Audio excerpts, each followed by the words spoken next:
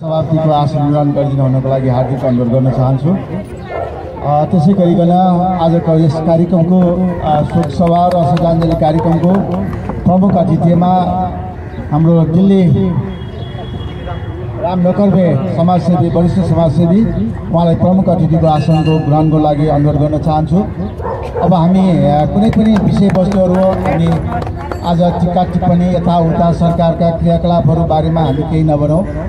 राज्यसँग जे जस्ता किसिमबाट एबी न्युज टेलिभिजनदेखि लिएर हाम्रो समाजका प्रतिनिधिहरू अरू जातीय समाजका प्रतिनिधिहरूबाट जे जस्ता किसिमबाट कदम उठाएका छन् त्यो हामी धैर्यतापूर्वक हामी हेर्छौँ र प्रतीक्षाको घडी यदि मिठो भयो भनेदेखि ठिकै छ, मिठो भएन भनेदेखि हामीले जे जस्तो किसिमबाट कदम अगाडि बढाउन सकिन्छ हामी गर्ने पक्षमा छौँ। र आज राजधानी पत्रिकामा पनि हाम्रो श्रद्धाञ्जली भावपूर्ण श्रद्धाञ्जली भनेर राजधानी पत्रिकामा र सुरेश रजकको बारेमा आज संवेदनासहित उहाँलाई निरपेक्ष सहित घोषणा गर्नुपर्छ भन्ने एबी न्युज टेलिभिजनबाट माग भएको छ। र हामीले विभिन्न समयमा विभिन्न क्षेत्रमा कार्यक्रमहरू भइरहेको छ। पत्रकार महासङ्घदेखि लिएर विभिन्न क्षेत्रबाट उहाँहरू सबै महर्जन र सुरेश रजकको बारेमा कार्यक्रमहरू भइरहेको छ। म यति भन्दै हामी कुनै पनि कार्यक्रमलाई अगाडि बढाउनको लागि सबभन्दा पहिला यो जुन किसिमको अहिलेको परिस्थिति छ त्यसलाई मध्यनजर राख्ने हो भनेदेखि आज हामी सिधै माल्यार्पण श्रद्धाञ्जली त्यसपछि यो दीप प्रज्वलन त्यसपछि हाम्रो समापन हुनेछ। यति जानकारी गराउँदै म प्रमुख अतिथिज्यूलाई माल्यार्पणको लागि हार्दिक अनुरोध गर्न चाहन्छु। फुलका गुच्छाहरू सबै ल्याइदिनु होला, उहाँलाई सहजीकरण गरिदिनु होला र क्रमशः तपाईँहरू सबैजनाले हामीले श्रद्धा सुमन चढाउने भनेको अहिलेको क्षणमा भावले हो। सभापतिज्यूलाई पनि माल्यार्पणको लागि क्रमशः आउनुहोस्, सबैजना आउनुहोस्, ल क्रमशः आउनुहोस्।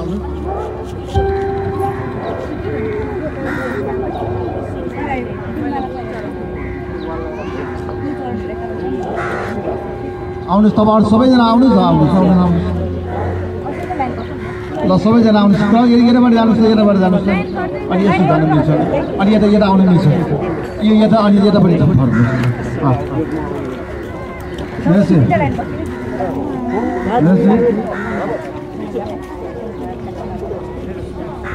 यसलाई यता फोकस गर्नु होला,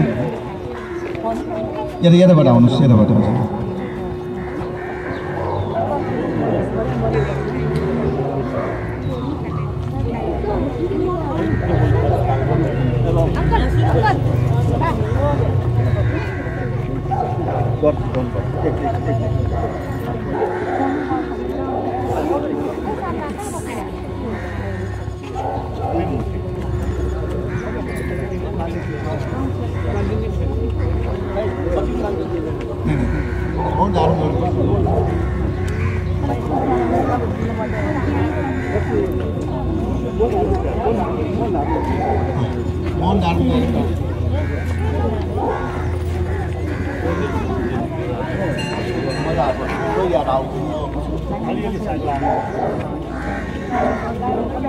ल पंक्तिबद्ध भएर लाइनमा बसिदिनु होला।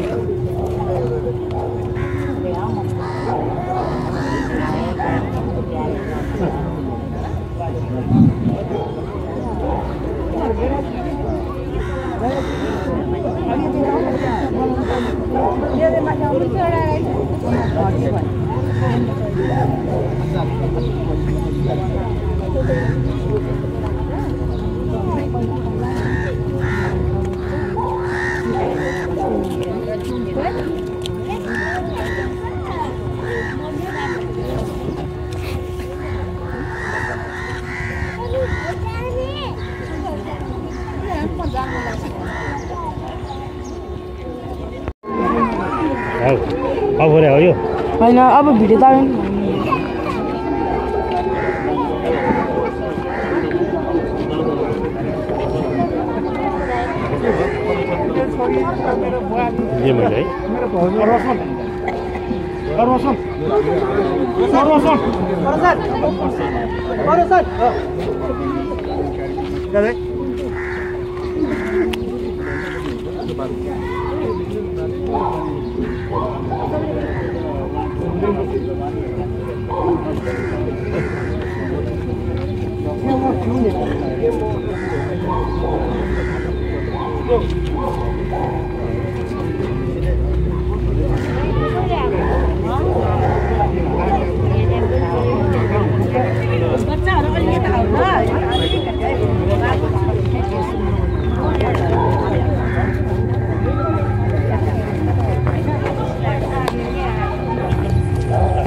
दीप प्रज्वलनको लागि हार्दिक अनुरोध गर्न चाहन्छु।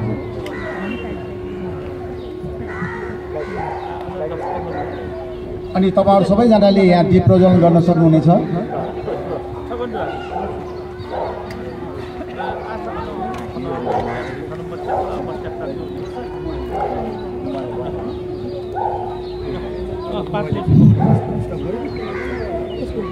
ल हाम्रो सामाजिक सञ्जाल नै हो आजभोलि भरपर्दो। प्रमुखजी बस्नुभयो, धन्यवाद।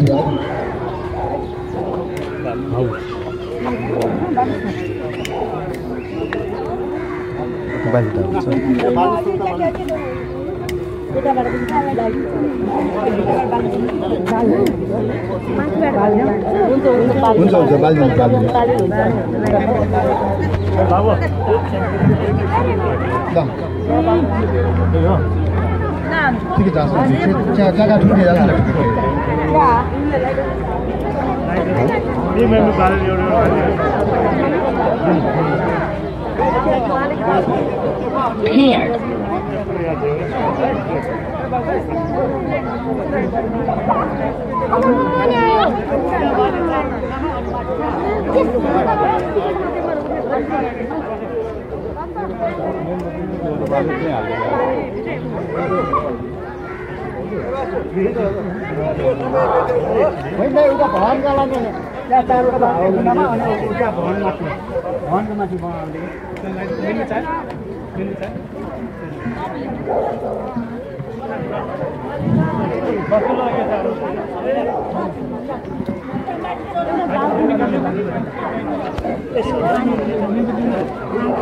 चारवटा कुराहरू सार्वजनिक भएको कुरा भन्न चाहन्छु।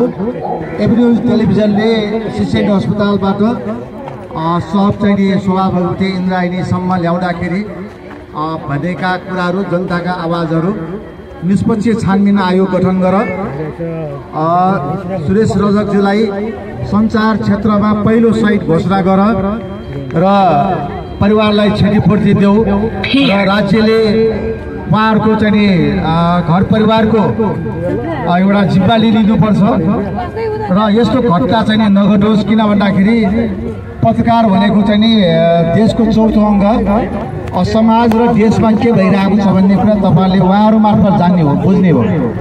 उहाँहरूलाई मार्न हुँदैन, मार्न पाउँदैन भनेर माग गरेको कुरा पनि तपाईँलाई जानकारी गराउँदै अब मैले भन्नै पर्दाखेरि हामीले अस्ति माइतीघरमा हामीले 13औं दिनमा हामीले श्रद्धाञ्जली अर्पण गरिसक्यौँ। अब हामी कीर्तिपुरमा यो 4 गते पश्चात यो काठमाडौँ उपत्यकाको जति पनि यो बिस्केट जात्रा, 7 गाउँको जात्रा, त्यसपछि कीर्तिपुरको सबै जात्राहरू सकेपछि मात्रै हामीले आमसभा गर्ने भनेर भनेका छौँ। त्यसतर्फ हामी लाग्नेछौँ। वाचन गरेर पढेर तपाईहरु सबैजनालाई सुनाउन चाहन्छु। हार्दिक संवेदना। जन्म 2048 साल श्रावण 4 गते, मृत्यु 2081 साल चैत्र 15 गते। यही 81 साल चैत्र 15 गते जनआन्दोलनमा दिवंगत हुनुभएका पत्रकार श्री सुरेश रजकज्यूप्रति हार्दिक संवेदना प्रकट गर्दै यस दुःखद घडीमा शोक सन्तप्त परिवारजनलाई धेरै धारण गर्न सक्ने शक्ति प्रदान होस् पनि श्री पशुपतिनाथसँग प्रार्थना गर्दछौँ। मगैया रजक समाज नेपाल 18 वडा फुरुङखेल काठमाडौँ।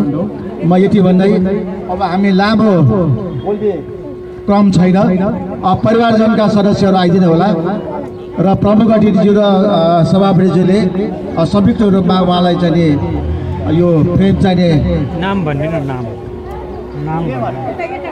किन भन्दाखेरि उहाँले ठुलो कर्म गर्नुभएको छ, कुनै नेताभन्दा पनि ठुलो कर्म गर्नुभएको छ। त्यसप्रति उहाँको जुन योगदान र कर्म सारा नेपाल रहन्जेलसम्म उहाँको स्मरण अविस्मरणीय रहनेछ भन्दै तपाईँहरूलाई हामी सबैजनाको तर्फबाट सहानुभूति र अब के भन्ने अब संवेदना बाहेक अरू केही पनि दिन सक्ने स्थिति छैन। धन्यवाद। मलाई साह्रै दुःख लाग्छ। तपाईँको जनजाति आदि सङ्घ, रजक सङ्घ, तपाईँको त्यो यापु महासङ्घ, यिनीहरू सबै मिलेर जसरी हुन्छ हाम्रो अरू सङ्घहरू पनि संस्थाहरू पनि मिलेर कुन ठाउँमा जानुपर्छ, के गर्नुपर्छ, सही घोषणा गरेरै सोच्नुपर्छ। हामीले अरू त्यो बाहेक अरू उपाय छैन। तर एउटा रजक त्यसमा पनि खास गरेर चाहिँ पत्रकार चाहिँ एउटा पहिलो पटक चाहिँ सहित हामी घोषणा गराउनुपर्छ। गऱ्यो भने मलाई अति हर्ष लाग्नेछ र यो हाम्रो चाहिँ तपाईँको कर्तव्य हो। सबै लागौँ, तपाईँ आउनुहोस्, हामी लाग्नेछौँ।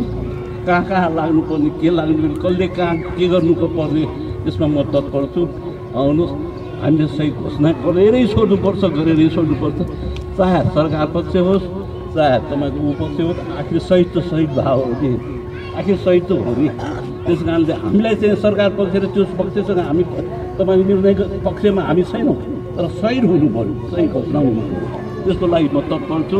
मेरो क्षेत्रबाट म देश नागरिक समाजको अध्यक्ष र यसको वडाको उपभोक्ता समिति पनि भएको, समितिको अध्यक्ष पनि भएको नाताले मैले कहाँ सकिन्छ, के गर्न सकिन्छ, कुन ठाउँमा भन्न सकिन्छ म पनि तत्पर रहन्छु। त्यसमा म पछि पर्दै छैन। यति भनेर उहाँहरू पक्ष आजको दुःख घडीमा म बिदा लिन चाहन्छु। नमस्कार, जय नेपाल। फुल नहोस् भनेर उहाँलाई मारेको भन्ने हामी आम जनताको थर छ। म सभालाई विसर्जन गरिदिनु हुनलाई वासुदेव मगैयाजीलाई हार्दिक अनुरोध गर्न चाहन्छु। यस हाम्रो घरको धेरै दाजुभाइहरू, यहाँ आमा बुवा बजेहरू सबैले धेरै माया गर्ने, एकदमै हाम्रो आँखामा राख्दाखेरि नबिजाउने यस्तो ज्वाइँ हुनुहुन्छ कि उहाँ हामीले जुन समयमा जुन बेला बोलाए पनि आउने त्यस्तो उहाँ बित्नु भएकोमा धेरै भित्र मुटुमा ठुलो चोट लाग्ने गरी उहाँ बित्नु भएछ, स्वर्गारोहण भएछ। तर राज्यले जुन अहिले गरिरहेछ व्यवस्था जस्तै भइरहेछ, यसमा हामीलाई धेरै दुःख लागिरहेछ। भोलि म तपाईँहरूलाई विनम्र एउटा अनुरोध गर्छु कि भोलि राज्यले यस्तै आनकानी गरिराख्यो भने हामी यसमा सडकमा समेत उत्रिनलाई सहयोग गरिदिनु भने विनम्र अनुरोध गर्छु। उहाँलाई सही घोषणा गर्नुपर्ने, चाहे हामी धर्ना बस्नु परोस्, हामी रिलेसङ बस्नु परोस्, यसको लागि चाँडै नै पहल गरी अब स्वर्गारोहण भइसकेको मेरो ज्वाइँको यहीँको छोरीबेटीको लागि सानो तपाईँहरूले पनि अब उहाँलाई जिउनलाई जिन्दगी नयाँ अब अर्को बाटोमा लाग्नलाई उहाँलाई सहयोग गर्नलाई अब अहिले पनि उहाँ छटपटाइ नै राख्नुभएछ। उहाँको पीडा त कसलाई बाँड्ने हो, कसले बुझ्ने हो भन्ने त्यो त सबैलाई थाहा छ। कसैले बाँड्न नसक्ने, कसैले लिन पनि नसक्ने भएकोले अब जुन हाम्रो छोरीलाई भइरहेको दुःखद घडीमा सबैले सहयोग गरेर चाँडै नै राज्य पसेर जुन अलिकति टाढा बस्न खोजेको हुनाले यो राज्यलाई नै चाँडै नै हामीले के कसो सुझाव दिएर हुन्छ कि हामीले उसलाई कसकस्याएर हुन्छ कि यसरी चाहिँ चाँडै नै हामी राज्य पसेलाई दबाब दिने या र सही घोषणा गर्ने काममा चाँडै लागौँ भन्दै आजको सभा यही विसर्जन गर्छु। धन्यवाद।